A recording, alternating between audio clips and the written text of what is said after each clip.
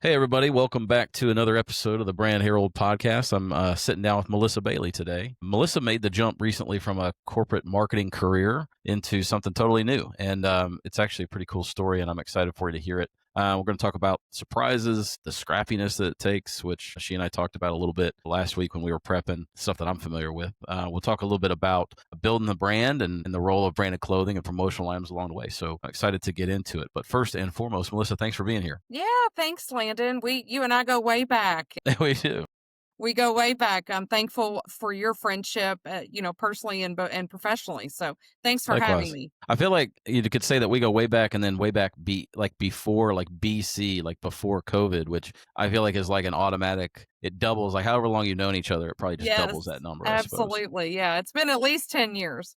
So I always like to start, you kind of alluded to it right there. I mean, we always say that Goodson's very relational, very like customer experience focused, but so we've kind of worked together in some different corporate stops before what you're doing today. But before we get to some of that, will you just tell everybody a little bit about you personally? Just, where are you from, grew up, family? Yeah. So I'm born and raised in Kentucky. I don't know if I could ever leave this great state. I grew up down in Meade County, which a lot of people have heard of, but I come from a little rural town called Flaherty. No one's ever heard of it. There's no stoplights. There's nothing there. Not even a post office. But wonderful upbringing. Left and went to Lexington, Kentucky for a little while. Got my marketing degree there at UK. Had a wonderful opportunity to work in Fortune 500 for a while, and that company was Lexmark.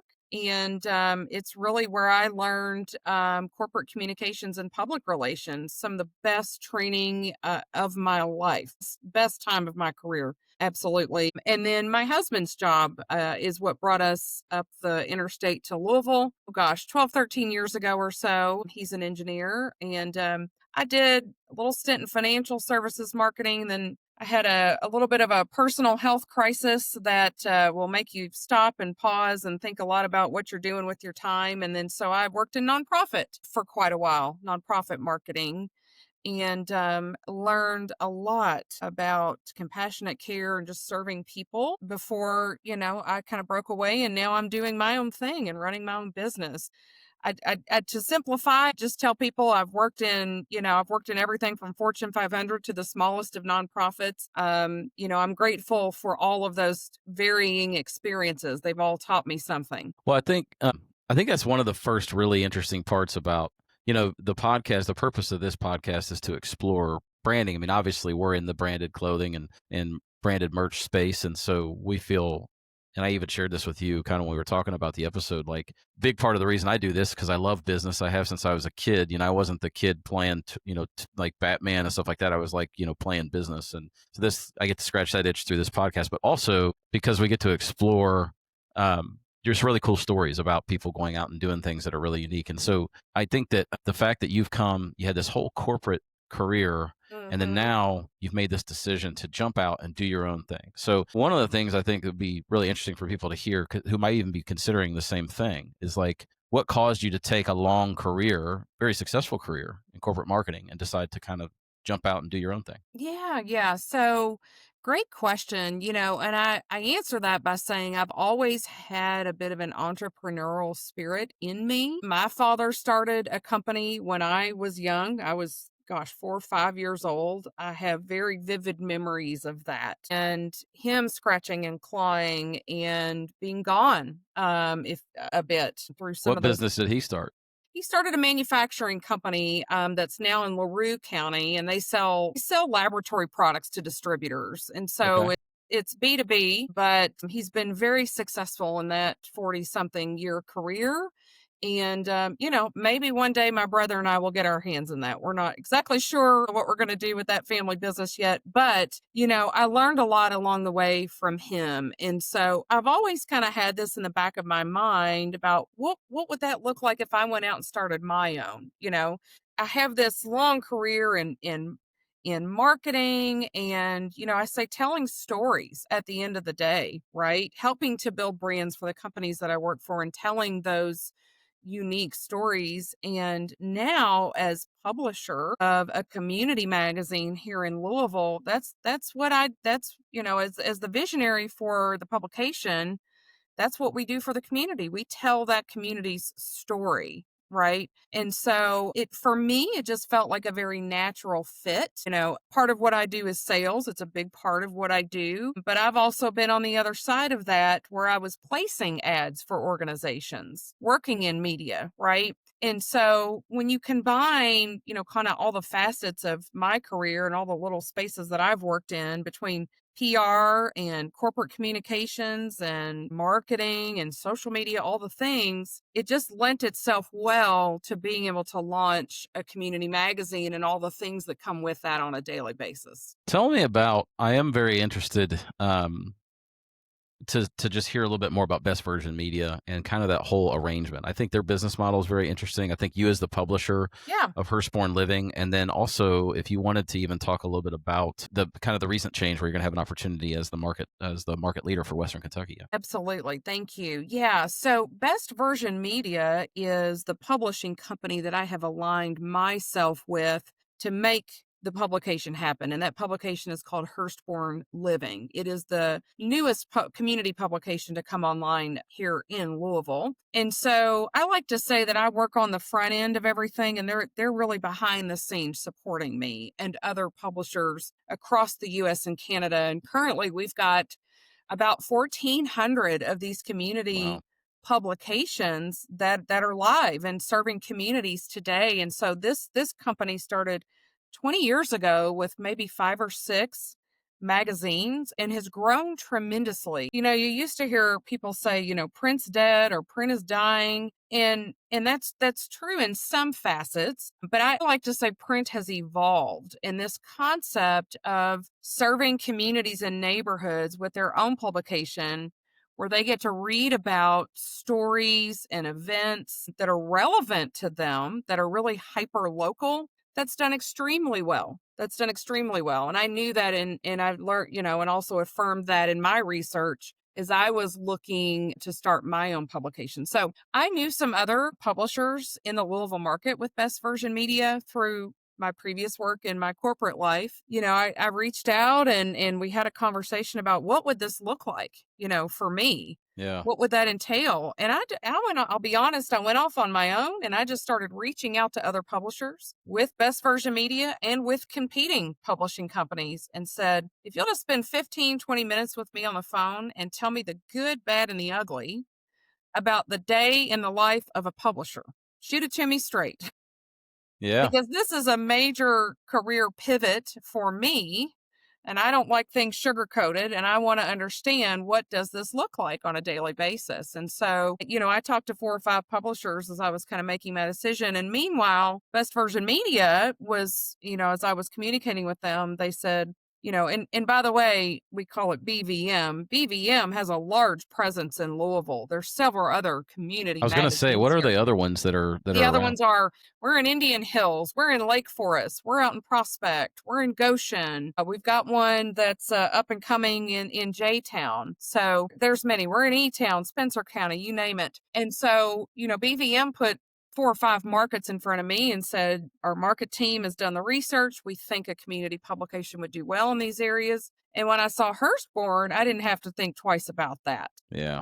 I just snatched it right up. I live. I'm kind of shocked there wasn't one already in Hurstbourne. I know. I really capitalized on that opportunity. For me, it was very strategic. I know a few people that live in that area. It's a wonderful kind of synergistic community. It's very wealthy and affluent. And I also knew that there were no competing publishing companies active in that market. And so, I'm drawing on my corporate experience, right? And how you kind of set your marketing strategy in your kind of go-to-market strategy, if you will. And, I knew that I needed to hop on that opportunity very quickly. And I did. Had you advertised in these publications in your corporate life at all? Or you just were familiar with them, though? Because I was familiar and actually really close to placing some ads for a nonprofit I was working for, but didn't get a chance to pull that trigger yet. But I was very, very familiar with the concept, what they did. Yeah. I myself had been on the receiving end of one of those sales presentations. Yeah, right? Totally. So again, back to this wasn't really foreign to me. I really kind of drew from all these experiences to build my own business and craft this publication. and I credit all that experience that I had, working in other places to get me to where I am now with the magazine. I think there's two things that come to mind are really interesting. I was listening to a podcast the other day about there's a group that I work out with in the mornings that is actually a worldwide thing called F3, and the guy that founded it is in Charlotte, North Carolina, and was listening to a podcast with him, and he was talking about in Charlotte there's tons of banks, like big, gigantic. I mean, I think Bank of America's Yes. headquartered there, Yeah. and he was saying that one of the regrets that a lot of these older folks that he's become friends with in the area is that they've had these great banking careers and they've made great money, but they regret not doing their own thing. They actually, at some point going, and it's one of the challenges and one of the downsides I think of a successful corporate career is that sometimes it's just good enough that it's too risky to try your own thing. Right. They pay you well enough, there's enough benefits, enough security, and I'd say security in quotes because Hmm. sometimes those big companies aren't as secure as they may seem. But so, to me, that's the first thing is just, the fact that you took the jump. And I think it's really also interesting that I didn't realize through all the times we've talked, I guess, and maybe you've mentioned it, but I didn't know that your dad was an entrepreneur and you had that Hmm. kind of in your family. So that's cool. So, I mean, you see this like you had this corporate career opportunity and, you were successful in it, but then being able to say, I'm going to take this step and go over here.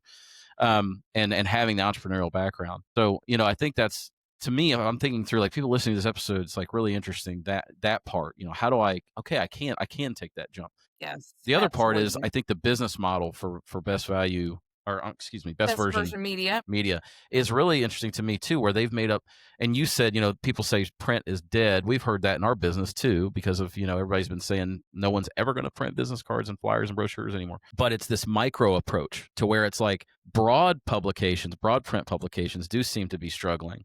But the micro approach to where we're bringing it down to like what you said, a publication that is much more relevant to a smaller group of people and then Absolutely. building the back end to allow folks like you to say, you know what, they're able to leverage 1,400 publications to be able to have a robust back end, but let you go in and build a publication that is much more focused and targeted. Absolutely, absolutely. And I'd be remiss if I didn't say, we don't just do print. I have a Yeah. magazine is complimentary to the neighborhood. It shows up in the mailbox consistently every month. But we also have to use your word, Landon, a very robust set of digital products that we offer. Yeah. And some of those are things that business owners can do themselves, like display ads and meta ads. But you better have the time and the expertise and the energy to manage all of that and keep up with it. But we have a whole team.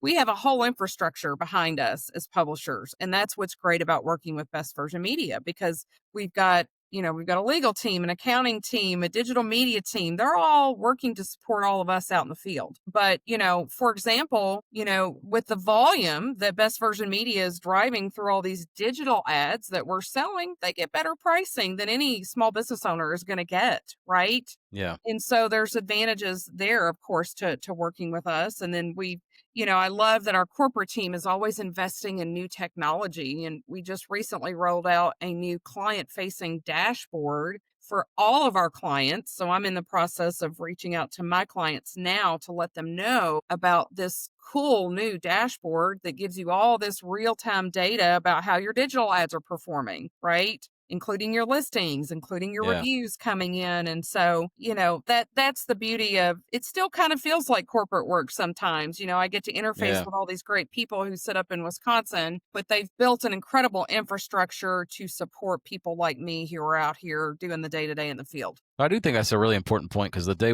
and age we live in is, I had a conversation with somebody the other day. I'm like, the days of running a billboard and, sales go up and assuming it was correlated. And, if you out there watch Mad Men, those days are like well over. Today Mhm. it's much more scientific. It's a lot more like, you're sort of on the scientific method is being deployed on repeat in marketing these days. It's do Right. something, test it, do more of what works, less of what doesn't. And I do think it's really important to know that it's, your publication and all the others within the network they're providing an ecosystem That of you're advertising. exactly right. It's not just a print ad. I mean, it is a No, it's a publication, it's a multi-channel print ad. platform, and Yeah. we tell business owners that all the time. If you think, I can't tell you how many times I pick up the phone and call a business and they're like, "We only do digital. That's it." Yeah. And I say, "Well, let's have a conversation about that because you really need a multi-pronged approach." And, Yeah. sitting in the driver's seat when I did for all these different companies that I worked for and was making those marketing decisions, I was always looking for multiple cogs in the wheel, right? That Yeah. what I call a multi-pronged approach, because there is no one size fits all for any business. You really need a How combination of several things. Yeah, totally. I mean, I think it's funny. We were just talking about it too for Goodson about some of the things Mhm. that we're working on. And it's like, we're talking about some retargeting ads. You're talking about, okay, where does that send people? Then, once that sends them there, what would you like them to do? That's right. Building out those journeys, those customer journeys, because again, it's not just simply running an ad, and you guys can do the whole thing. It's like, hey, That's let's right. not only talk about running this ad, but what do we want the ad to accomplish? Where are they going to go? What are they going to That's do when they right. get there? And how do we get leads back to you? Because ultimately, I was watching some commercials on TV. I said, everybody is trying to measure attribution. And a lot Mhm. of, I didn't know what that meant. Like you do, you're a marketing professional. I didn't, but people who listen to this, like, it's just simple. It just means, can I attribute the lead or revenue or whatever to what I did from an advertising standpoint? Mhm. And that's why a lot of like billboards and radio ads and things will have different phone numbers and all kinds of different mechanisms to try to actually measure like where is that lead actually coming from, which you guys are Right. well versed in as well. Right. Right. Yeah. Tell me how it's gone based on. I mean, you clearly mentioned that you did a lot of research. Talked to a lot of publishers and kind of tried to do your homework, which I'm not surprised by. But how has the reality lined up with the expectation? Had somebody ask me if I ever had a like I'm ready to burn down the house moment or burn it all down, and I'm glad to sit here and say I've not had one of those moments. Yes, it's been hard. Yes, it's been challenging. And yes, I knew I was going to absolutely work my tail off and what we call scratch and claw, to get this publication to print. But, the key to our success, and I can talk a little bit about that journey going to print, because that's really building your business. You've got to get it to a certain threshold, but the key to success in our days is really consistency in our actions and making sure that our actions are meaningful and intentional in what we do as we're trying to drive sales and revenue for the publication. And that's what keeps the publication going and alive and thriving. But yeah, I started, so I was doing my research in the fall and then decided to jump in, and I was going to own Hurstbourne Living, Landon. I did so with BVM, you get 3 days of really intense sales training. And mind you, we've got people coming from all different backgrounds to become publishers. We've got school teachers. We've got people who have never sold a thing in their lives. We've got people coming from marketing careers. We've got people who have been solopreneurs in other facets of their lives. I mean, and that's what I love about it. We've all got these varying backgrounds, and we come in Yeah. and we get this really incredible, very intense 3 days of training. Now, I did mine virtually. We've gone back now to in person and asking people to get on a plane and travel to do that training. And then, you've got really, really committed people in the room, right? Yeah. And yes, there's a little bit of an expense there, but we've got bonuses built in to help offset some of that expense. But when you become a publisher, and by the way, I launched out of training that first week of October. When you become a publisher, you've got to meet a baseline. That's what we call it. You've got to hit baseline, and that baseline is, what is that monthly amount to cover the expenses of getting that magazine printed and distributed and in homes. Okay. So I'm given that number. I'm given my baseline. We have a whole market development team at corporate that does all that work for us. Okay. They map out your market. They know what homes, all that. And so I'm given this amount, and here's the framework. You're really set up for success. You've got a team of mentors around you. I knew I had other publishers here in Louisville that I could lean on. I had great leadership, and I did what I call scratching and clawing. Yeah. I would often invite people, hey, let me buy you coffee if you'll connect me with a few folks, that are either in that community or have ties to that community. I lived at Starbucks. I lived at Heine Brothers. I Yeah. was working a lot on the weekends. I was working a lot at night. My family is glad that I'm not doing that so much anymore. But anyhow, I hit baseline in 10 weeks. In 10 weeks, That's impressive. Wow. I Yeah. hit baseline. Yeah. And I So let me just, ask a very practical question about that. So yeah, you're not making any money until you hit baseline, right? that's I mean, right. No money, just call it. zero, Okay. zip. All right. Yeah. So that's a transition because you're Well, getting paid. I say that. There are some bonuses. I There are gotcha. some there Yeah. are some bonuses that, once you hit certain thresholds, but It's not anything like the paycheck Yeah. I'm bringing home from But corporate. the reality is entrepreneurship is always about more of the upside. I mean, That's so, right. it's like, I think if you're in this and you're looking at doing this and you don't think there's going to be some runway where it's going to be thin, Right. it just, that's not what an entrepreneur would go in expecting, and Right. You're not going in immediately thinking, what's my paycheck going to look that's right. like? Yeah. You go into when you're coming to be a publisher, we're talking about the long game. We're talking about the marathon, not the sprint. We're talking about the earning potential, 6 months from now, a year from now, 2 years from Yeah. now. And we have many, many, many publishers making big, big, big six-figure, salaries, commissions every year. But I'm looking at, what I do make after that. And by the way, we get 80% of what we make after that threshold is hit. We bring home 80% of what we sell. Okay. And that's not capped. That's a really nice number. You'd be hard pressed to find sales. Yeah. So really quick again for those listening, just to recap where we've been. Melissa has the corporate career. She jumps over Best Version Media with Hurstbourne Living as the publisher, and to do that, she gets some intensive upfront training. Now, we talked a little bit about that, which we can talk a little bit more about. The fact that your background, you did a lot of networking, but transitioning to selling was challenging, or at least a bit of something that you weren't entirely used to. But then they give you a number that's essentially, hey, we're in partnership with you on this, but in order to make this work financially, we gotta generate this much revenue. You did that in 10 weeks, and then once you've hit that number, from that point forward, you as the publisher, you effectively own the publication to a point. You're making 80% of everything over above that. So that's the upside, and that's kind of where you're building now. Yeah. That's right. And we and to get into the weeds a little bit, our agreement lengths that we offer are 12, 24, and 36 months, right? So I'm in this period right now of growth. And you mean that's what the advertisers are committing to when they decide to be in the publication? That's exactly right. Okay. That's exactly right. So my first agreements, advertiser agreements, went live in February. So I got the news in December that I had met that threshold. This was December of 24, and you get that call from the corporate team. You're going to print.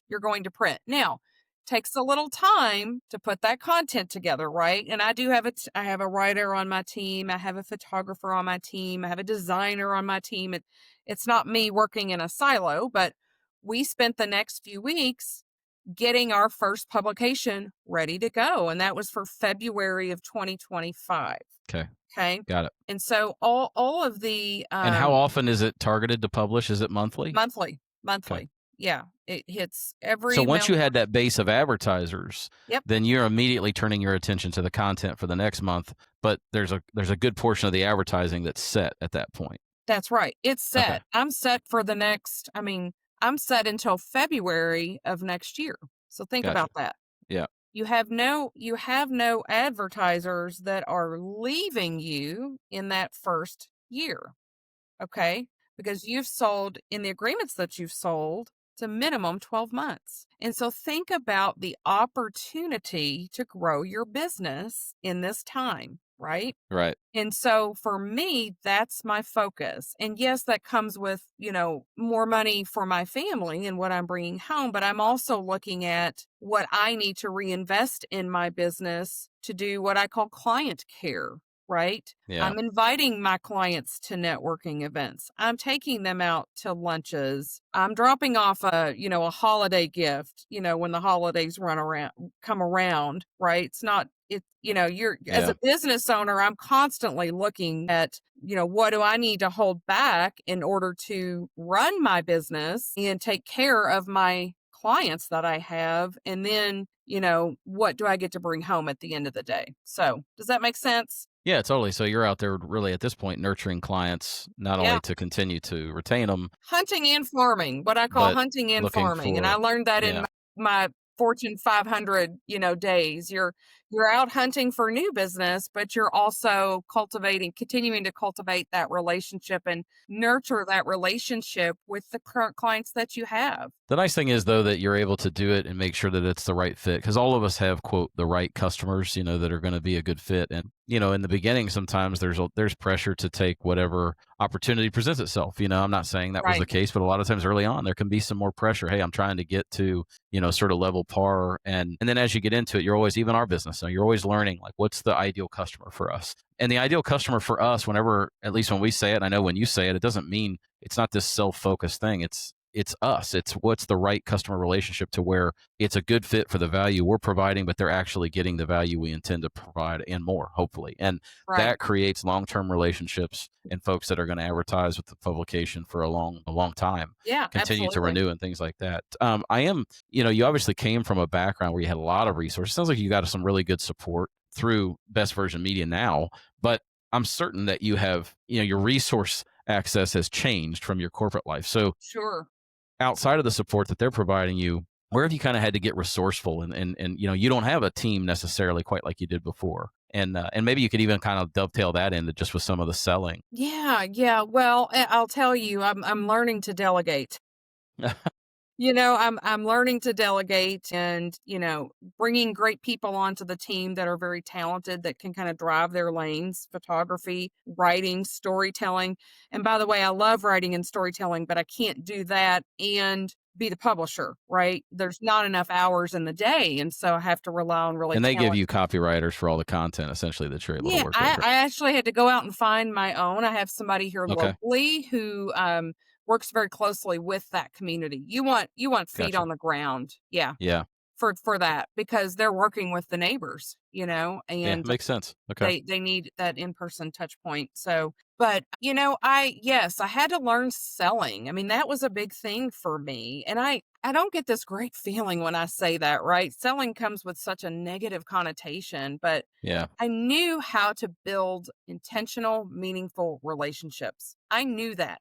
I have Hmm. done that all of my career. I have relationships that I've carried with me for 20 plus years that I'm very proud of. And I'm grateful to have those people in my life, professional relationships. But, when we say I had to learn how to sell, I knew how to present products. I had taken printers all over the United States and shown them off to other people who wrote for magazines, CRN magazine, PC World magazine. I knew how to do all of that, right? But sitting in front of people or being on the phone with people and just helping them get comfortable with making a decision and learning how to handle objections. Those were the big things. Those were the Yeah. big learnings for me, how to get past a gatekeeper on the phone. You know, Yeah.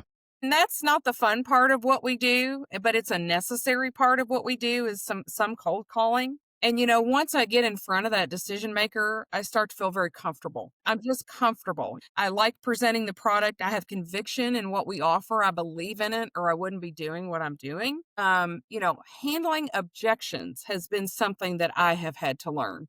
Yeah. Very much so, and a lot of times the objection is the price, it's the budget, right? Yeah.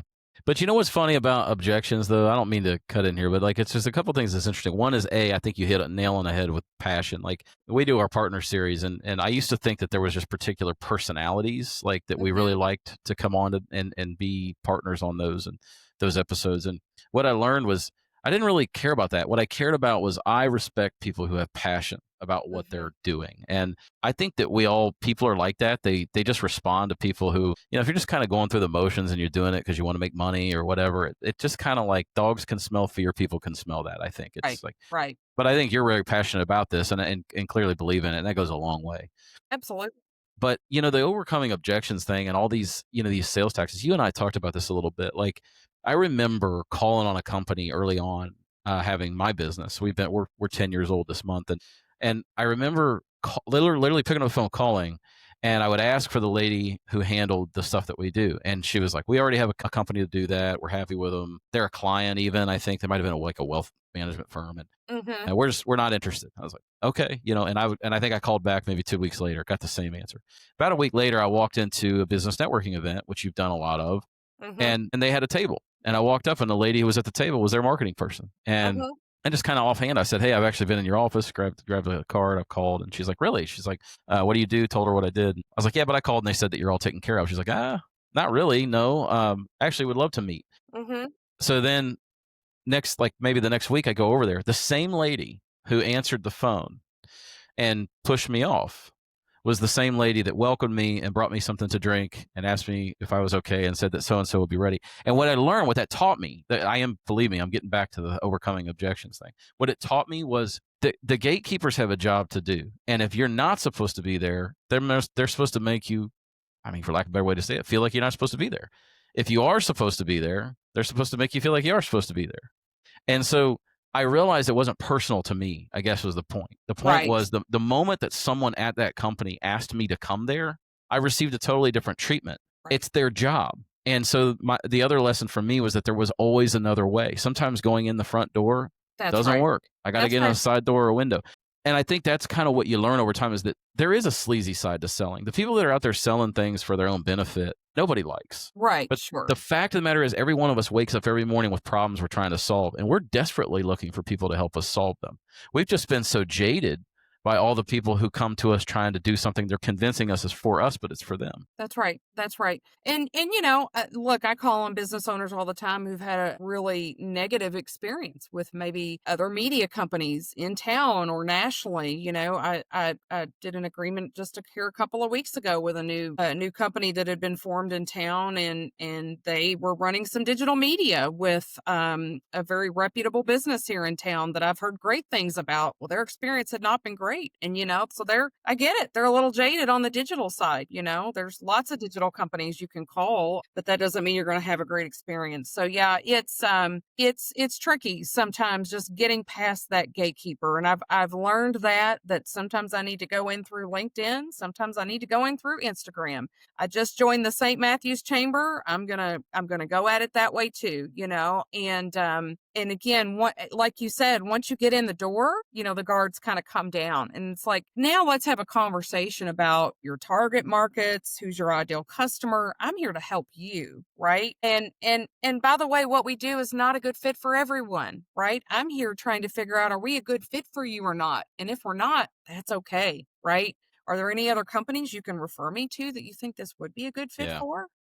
It's not for everybody, but yeah, that's the challenging part, or the cold calls and getting past that person on the phone. Talk to me about the Hurstbourne Living brand and how, you definitely get to put your brand building hat back on, and how are you going about building that brand? This have this saying that was instilled in me in corporate America, and I've taken it with me everywhere I've gone, which is, and it's so funny to see where I am now, that I get to share this with others and the other, the businesses, my clients that I'm working with, and that is, consistency and frequency builds trust.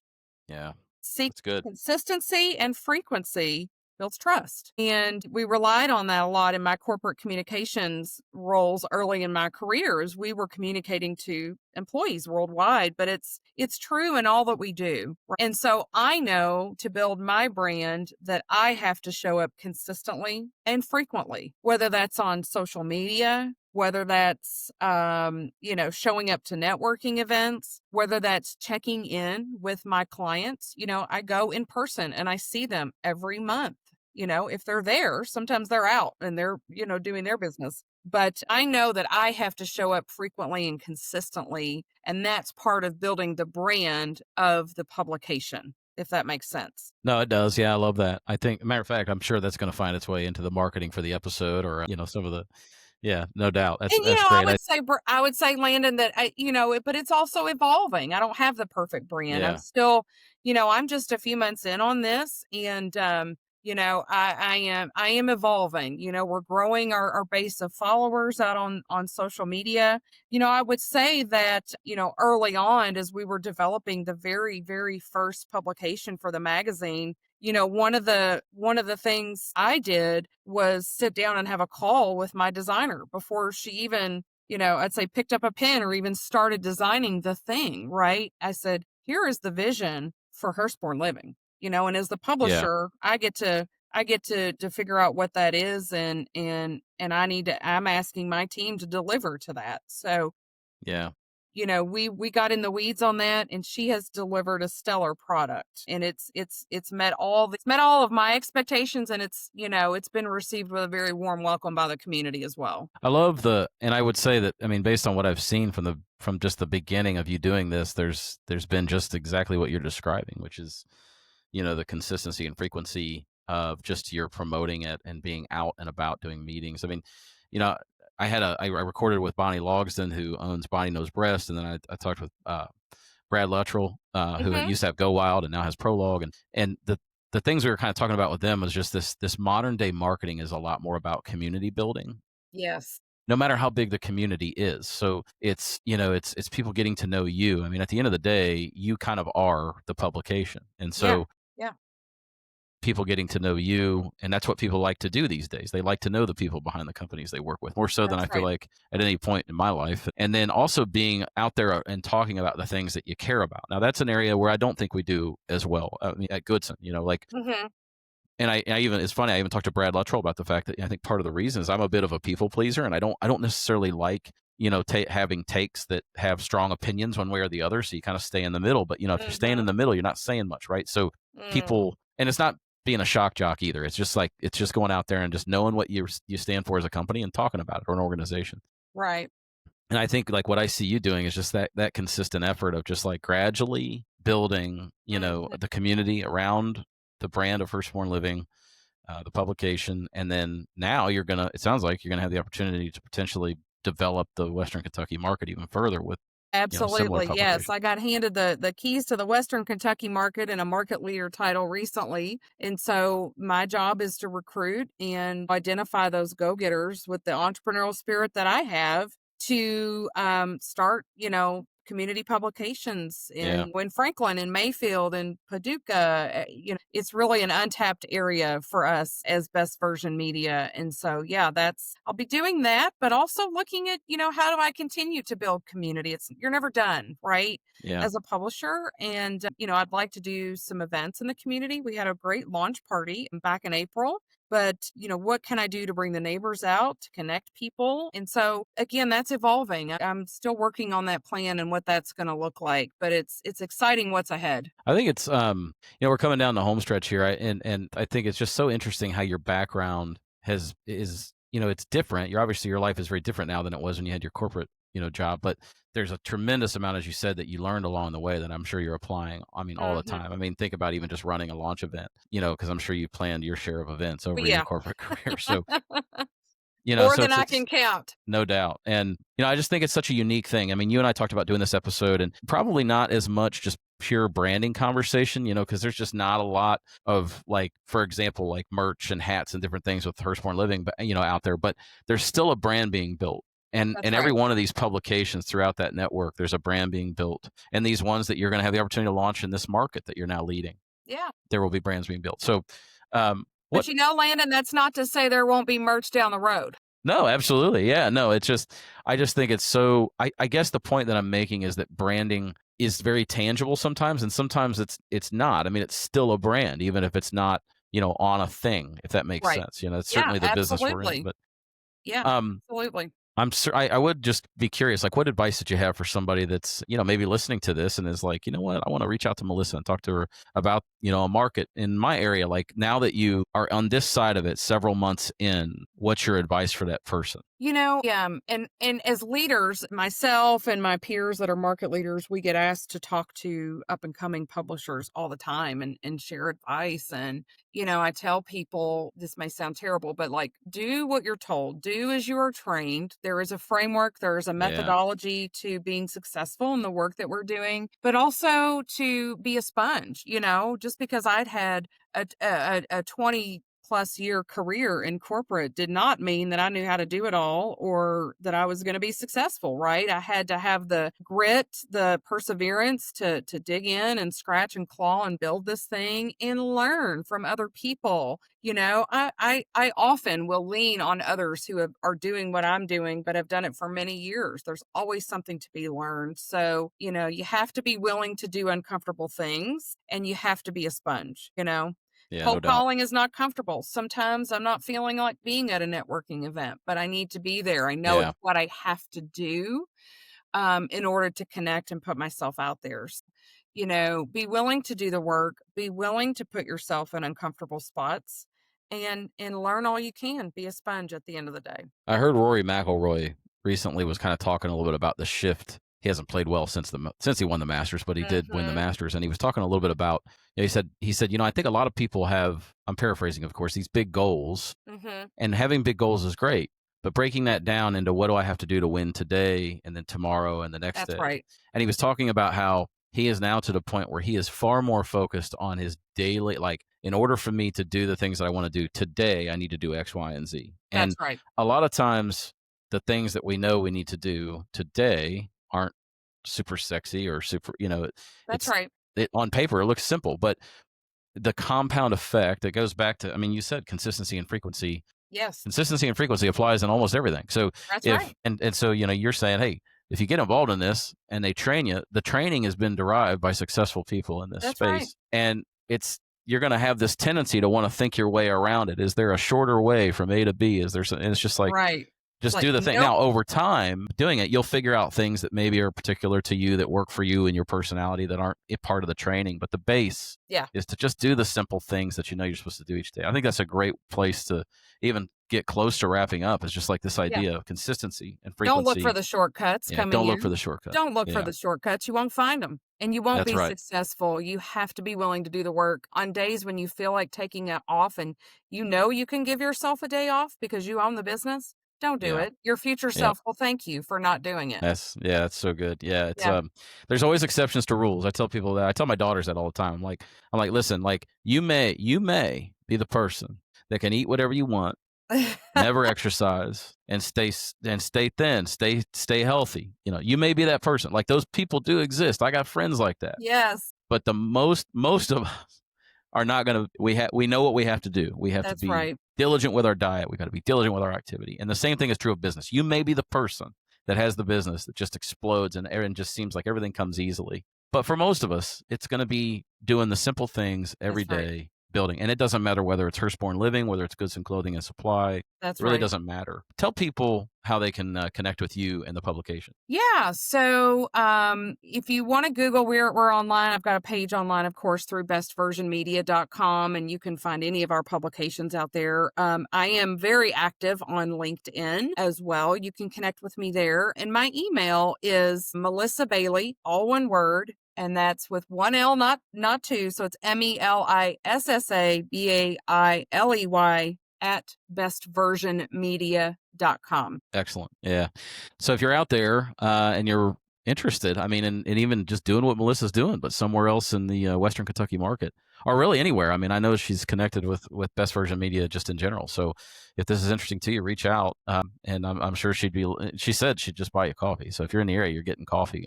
That's Especially if right. you're a potential I advertiser, you're love a good definitely getting coffee coffee. house. So, Melissa, thanks for being here. I appreciate it. I think this is a great story to tell, and I wish you nothing but success going forward. Thank you, Landon. Likewise for Goodson. You're doing great things. Thanks for the opportunity today. Absolutely. I'll talk to you soon. Okay.